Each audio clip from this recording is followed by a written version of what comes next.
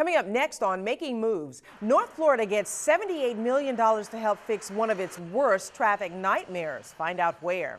A new day has dawned at JTA as the authority's new leadership team takes over. Customers say, "Gimme shelter," and JTA delivers.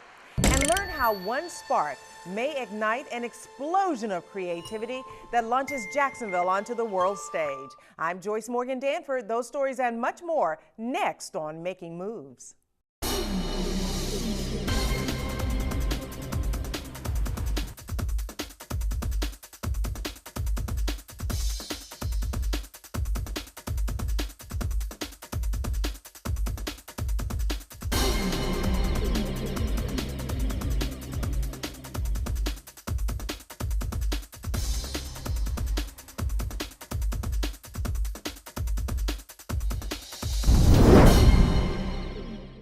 Hello, everyone, and welcome to Making Moves. I'm Joyce Morgan Danford. JTA Chief Executive Officer Nat Ford is here and will be joining me in just a moment. But first, our top story. Exactly 42 years after JTA began construction on what would become one of the most important roadways in our region, J. Turner Butler Boulevard, Governor Rick Scott announces that he is dedicating $78 million to help unclog that heavily congested interchange at Butler and Interstate 95. The interchange handles 150,000 vehicles a day, and as anyone who drives through that area already knows, it's one of the worst rush hour trouble spots in Northeast Florida. JTA has been working on design plans for the interchange. Those plans are now being turned over to Florida Department of Transportation, who will manage that project going forward. There is a savings within FDOT's work program that's related to strategic intermodal systems dollars, SIS dollars, which the JTB I-95 interchange is a part of that system. And so with those savings, the department was able to move up or move over the JTB project. The governor said the money would become available next year and construction would start in 2015 and take about 3 years to complete. Now, the key feature of the project will be construction of a new elevated flyover ramp connecting southbound I-95 with eastbound Butler lanes. You'll remember that about 3 years ago, JTA installed new queue lanes on I-95 between Bowden Road and JTB to collect the 24,000 vehicles that exit there daily. But despite this temporary fix, congestion is still a major issue. The flyover will allow traffic to flow continuously from Interstate 95 south to eastbound Butler without stopping. Meanwhile, westbound traffic will also see some new relief. A new overpass is planned to take motorists from Butler to northbound I-95 by bypassing that current bottleneck where Belford Road and Butler meet. Northbound I-95 traffic heading west on Butler will now have a traffic light to control their movement rather than the current U-turn at the Belford Road overpass. DOT has dropped its plans to charge tolls to pay for the project. Transportation Secretary Aneth Prasad said that the department decided against tolls because neither I-95 nor Butler is currently a toll road. This $78 million project will not include fixes to the Butler and US 1 interchange that were part of JTA's original design plan. And let's bring in JTA Chief Executive Officer Nat Ford. And Mr. Ford, let's talk about it. What are your thoughts on the governor's announcement? I think it's a great announcement. This intersection has needed the work. We've been working on it as the JTA, laying the groundwork, doing preliminary design and engineering work. And now the funding is there to complete much needed improvement. So let's be real. Do you think without JTA's design and all of this work that we've done in the beginning, do you think this money would have ever come to Jacksonville? No, not at all. I think it was critical to have the project progress to the point that it was, so that when funding became available, we could immediately do the improvement. The preliminary work in terms of the public outreach had to be in place, the coordination with Florida DOT. So all of those factors were taken care of and allowed for the funding to be presented to us and the project to move forward. Absolutely. Okay, now that the project is moving forward, the Florida Department of Transportation is taking the lead. Right. What does that mean for JTA? Where will we be in this process? I think that still remains to be determined. However, in that we did a lot of the preliminary work, Florida DOT will have to rely on some of the work that we've done, so we will be there as a resource. And I think going forward, we will continue to be there if they need our assistance in moving the project forward. The I-95 and JTB interchange isn't the only major project getting funded. The state is allocating more than $145 million to replace the left-hand exits with flyover ramps at the I-95-295 North interchange. Now, those improvements will allow for higher speeds and better capacity. It also will allow for future expansion of both interstates. Construction on this project is planned for 2016. And more than $51 million has been programmed to extend State Road 23 between I-10 and Beaver Street on Jacksonville's west side. You may know State Road 23 as Cecil Commerce Center Parkway. This project will provide access to I-10 from the many businesses that are along Beaver Street, as well as a connection to the Cecil Commerce Center. And this project has a summer 2015 target date for construction. Nearly 100 Southbank area residents and business owners packed the Wyndham Hotel Conference Center to hear more about the proposed bus rapid transit route plan for that area. After hearing an update from project manager Neil Nance, the group aired their concerns about various issues regarding the project, including the so-called rapid part of the bus rapid transit. When it is implemented, the buses won't travel any faster than our regular buses. But they'll stop less frequently and they will have more frequent service. So it's better for the customer. You get to move quicker through the city. You have improvements such as technology improvements that allow the signalization to work better and allow the bus to move more efficiently through the quarter. But they're not faster buses. Thobrin says he and his team are now meeting with a smaller focus group to work out details on how the project may be improved, specifically in the areas of pedestrian safety and aesthetics. The downtown BRT project, which currently includes the Southbank, will also feature some new hybrid buses. Now, both the downtown and north portions of the BRT are expected to clear final design this year, with construction and implementation by the end of 2014. Okay, back with CEO Nat Ford now. You were at the meeting. You heard a lot of interest in this project. You heard people have a lot of questions, a lot of comments. So what do you think? Well, I think any project, we should entertain a lot of public input. I am a Southbank resident, and while I sat in the meeting, I heard a lot of perspectives in terms of how we could take what is a good project and make it a great project. So we welcome the input, and we look forward to working very closely with them. And that will be the process in the future with all of our major projects. Okay, so what do you think, though? Do you think we're going to come to some kind of solution that's equitable for everyone? I'm clearly optimistic that we will come up with a solution that all parties can feel comfortable with. The residents there in the Southbank, our greater transportation customers for the JTA, and the staff working all collaboratively together to come up with a project. Okay. The new Clay County Park and Ride facility is now complete and awaiting final details to be worked out between JTA and Clay County officials before full express bus service begins. Now, this facility is located on County Road 220 near Fleming Island in southern Clay County. Besides the express bus service to Jacksonville, the facility will also serve as a hub for Clay Transit and as a carpool connection point. Eventually, the facility, which is built adjacent to the CSX rail line, is expected to serve as a commuter rail station. I mean, dating back to the 1800s, there was a stop there for a train that went down from Jacksonville to Orlando. Back then it was the Atlantic Coastline Railroad.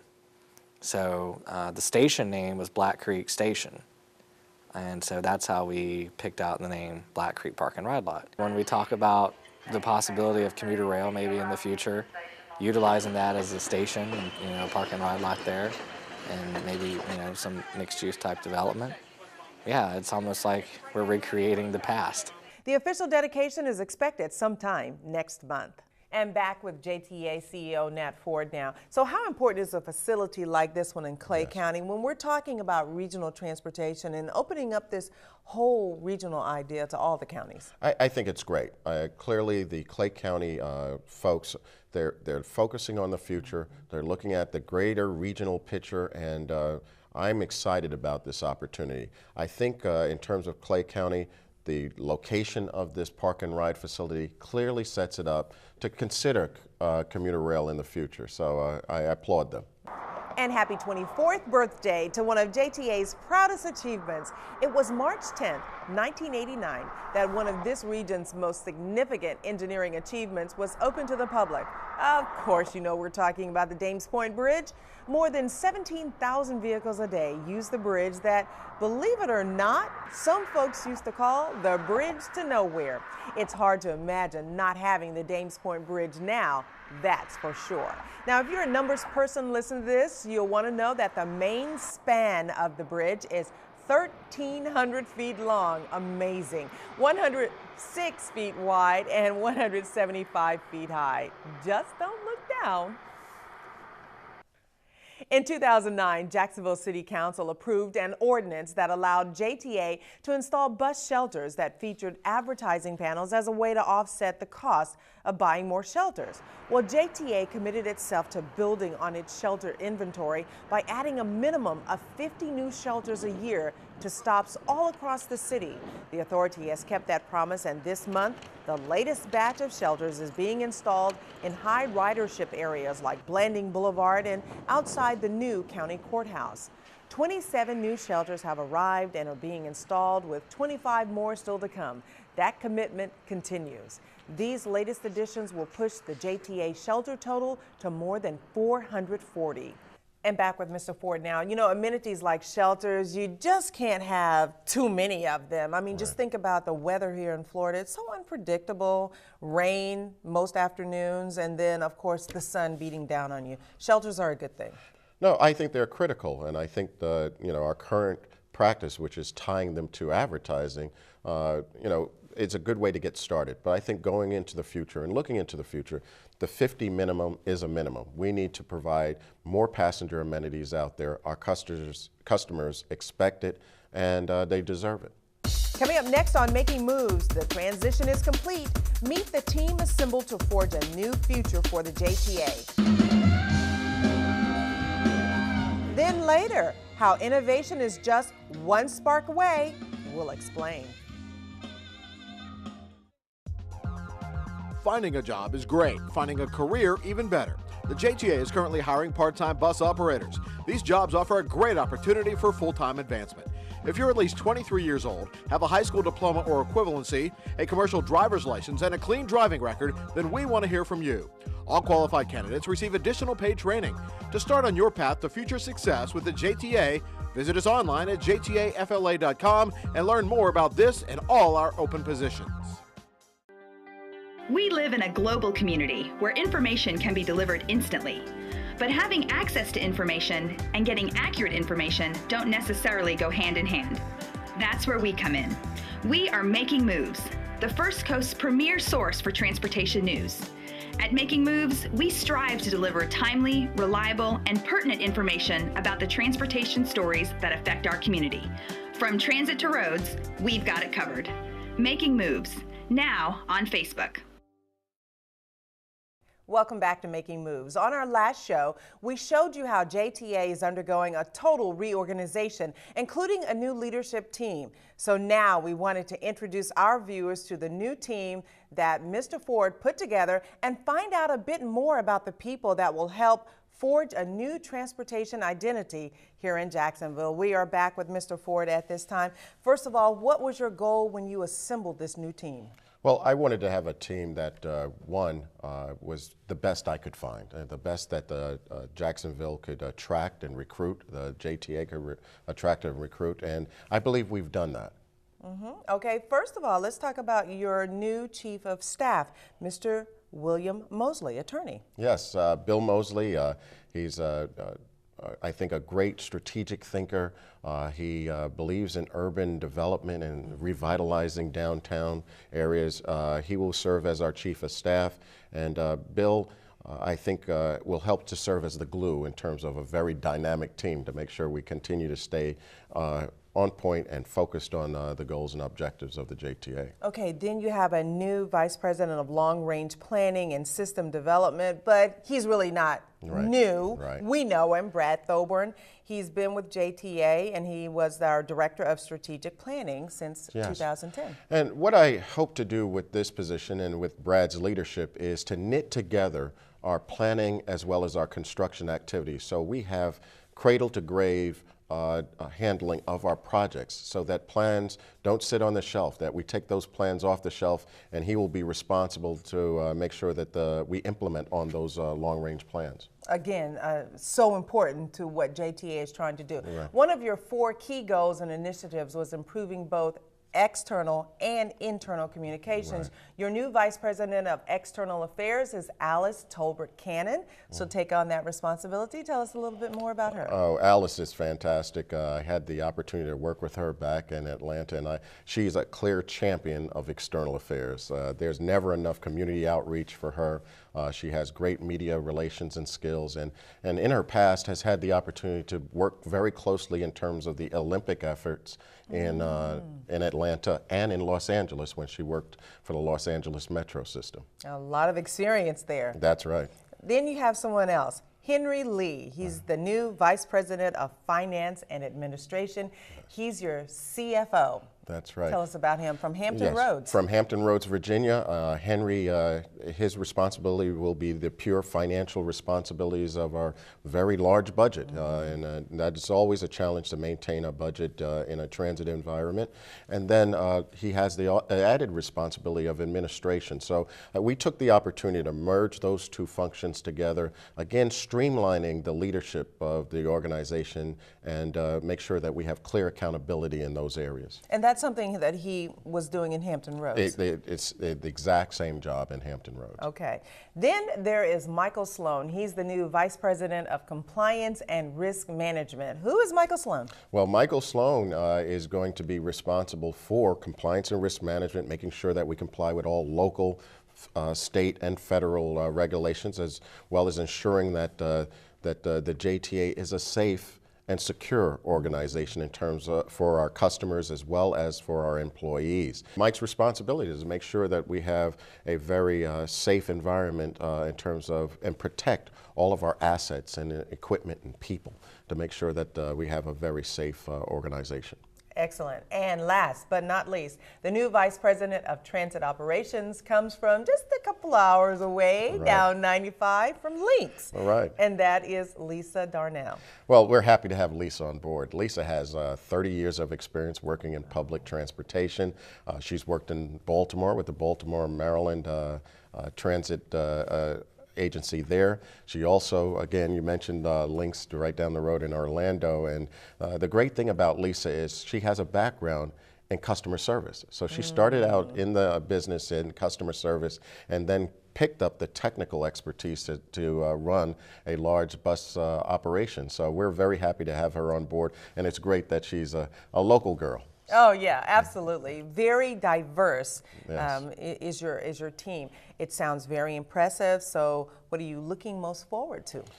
I'm looking most forward to working with these individuals to bring to Jacksonville and the Northeast region a transportation organization that can be relied upon for the best-in-class customer service, best-in-class service delivery in terms of our operations, and best in class in terms of road and bridge design as it's needed in the future. So we have assembled the best. We have some more work to do in terms of continuing with our restructuring, but we're ready to roll. Okay, a lot of energy.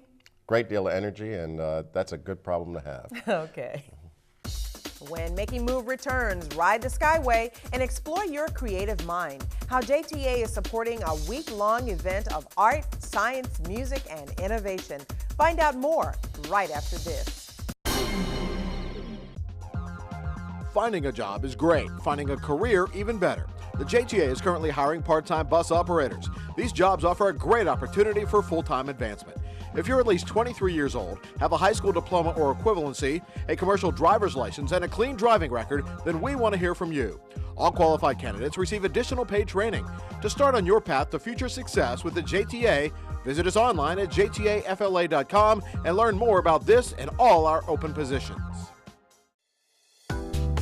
Imagine taking a gondola ride through the canals in Venice, experiencing the breathtaking magnificence of the Eiffel Tower, or riding a legendary double-decker bus through the streets of London. For most of us, these are just dreams that will never come true, but they could.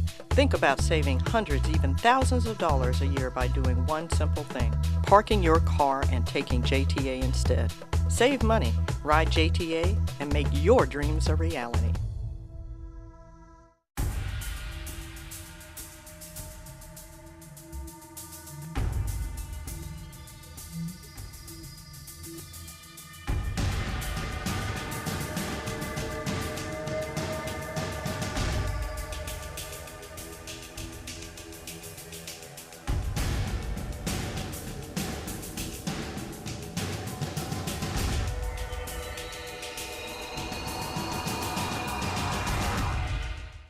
You're watching the award-winning Making Moves, North Florida's premier source for transportation news and information. Downtown Jacksonville is ground zero for a first-of-a-kind festival that's shaking things up before it even gets started. It's called One Spark. If it comes off according to its plans, this particular spark might ignite an explosion of creativity that launches Jacksonville onto the world stage. Making Moves' Terry Casey explains. The Jacksonville area is big on festivals, and a festival the likes of which the city has never seen is about to blow in like a hurricane.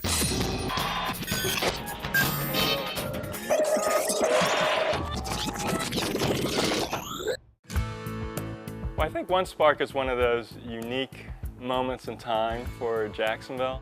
Douglas Eng is an artist and photographer born and raised in Jacksonville and one of hundreds of so-called creators who have signed up for One Spark. Once the concept was communicated and we all understood kind of what the deal was, then it's sort of a no-brainer to sign up and try to come up with something for it. So what's this really all about? What is the deal? The deal really is to be able to take a project that you've been thinking about, and I think everyone has their own sort of personal projects that they always wish they could do, but they never had either the funding or the audience. And that is where One Spark comes in. One Spark is the world's first live crowdfunding festival. Elton Rivas is executive director and a co-founder of the 5-day event that kicks off April 17th. That brings creators from all walks of life, so art, music, science, technology, to showcase their most amazing projects. It's happening in a 1.5 square mile area where creators will compete for a slice of $250,000 decided by public vote. So if a creator gets 10% of the vote, they get 10% of that crowd fund. But the real kicker and unique point of differentiation with One Spark is that we're also providing the public with the ability to contribute directly to creators in any amount. So you can vote for someone, but you can also contribute to the project to help bring that project to life. So that's One Spark. Think of it as an art walk on steroids, and I mean uber steroids. Terry Lawrence ought to know she heads Downtown Vision, which among other things puts on the highly successful downtown art walks. It is going to bring approximately 15,000 people downtown each day. It will involve over 500 creators from 15 different countries. And she says put Jacksonville in a new light, attracting the arts, more people, and new businesses downtown. Plus a 5-day economic impact some say may reach $20 million. I see One Spark as being a great coming out party for downtown Jacksonville. JTA will add its own artistic flair to One Spark. The authority is working with event organizers to display art installations at its Skyway stations, like the one here at Hemming Park, where some of the action will be. Now, we all know what event traffic will be like, so JTA will have these Skyway trains running throughout the 5-day festival to help you get around downtown. Chances are you'll see Douglas Eng and a concept of his idea.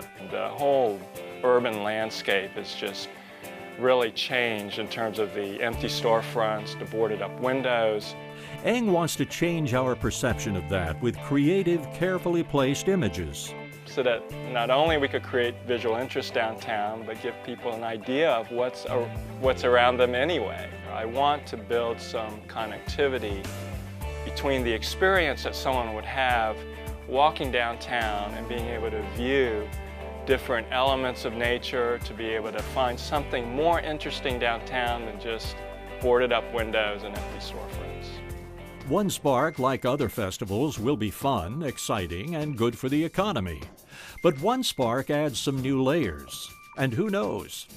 Maybe a dream or two will come true. In downtown Jacksonville, Terry Casey for Making Moves. Along with running extended Skyway hours, JTA is also providing free parking for users during that festival. Well, 10 new bus and shuttle operators have hit the road after completing JTA's extensive classroom and on-the-road training program. The new operators were recently recognized during a graduation ceremony at the JTA boardroom. They joined 42 other operators who have joined the JTA since the beginning of the new year. Time now for the last word. Today's last word is rodeo. Each year, the best of JTA's 350 bus operators test their driving skills and knowledge at the annual bus rodeo.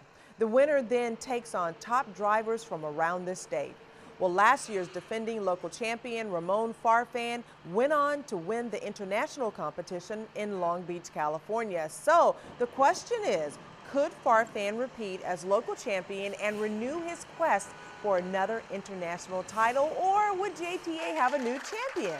Well, after a tough day of competing, this year's champion operator, Ramon Farfan. So it appears the best just keeps getting better. Congratulations to Ramon and good luck at the state competition.